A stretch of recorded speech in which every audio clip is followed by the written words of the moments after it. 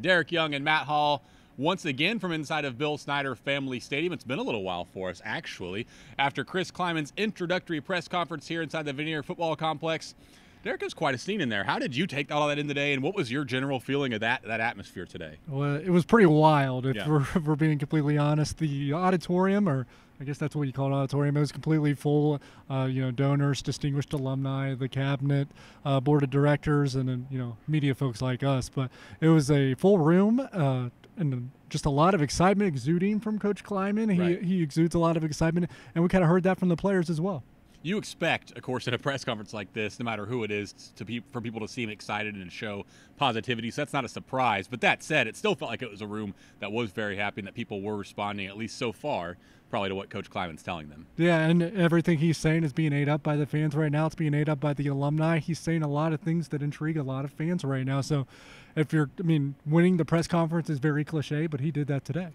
You're obviously our recruiting expert for our site, and I thought something that struck me today was how many times Coach Klieman stuck recruiting into an answer when it wasn't even asked about. You know what I mean? So it seems to me he was somebody who understands the importance of it and shared that today. Yeah, pounding the pavement is something that he said on 2 different occasions. And, yeah, it wasn't even a recruiting question, but he would circle it back to recruiting if he could.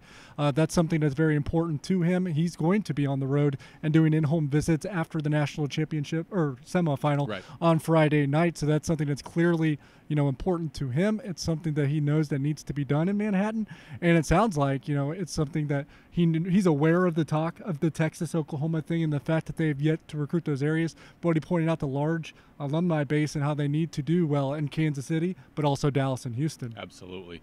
The next question people are going to ask, of course, is who will be on his staff and what's he doing recruiting-wise. I think we learned of at least one staff member that we know will be maintained today in Taylor Bratt. Yeah, Taylor Bratt, he'll be on, and I don't know if we'll see a title change at all. I mean, you could director of high school relations or the director of player personnel. You see that at other schools, but he's the director of recruiting for Bill Snyder. He's going to stay on with Coach Klieman, as is Sean Snyder, and he kind of snuck that in there. Right, he absolutely did. Sean Snyder's role not totally clear right now, but he made it pretty clear he will be involved somehow. From a recruiting perspective, 2 things I found interesting, one thing and a question. One is both Gene Taylor and Chris Klieman told me that they believe they need to add to the recruiting staff and have more than just one guy like Taylor Bratt.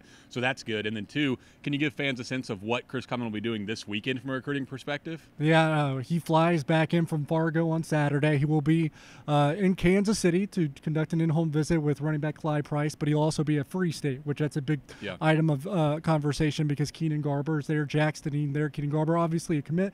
They're all both also being courted by KU, so that's one sunflower battle right off the bat that Chris Klieman will be judged by. That'll be one to follow and a lot to follow at K-StateOnline after this. Derek Young, Grant Flanders, Natalie Hall, who took pictures today, and myself. Thanks for being on K-StateOnline. Tell your friends.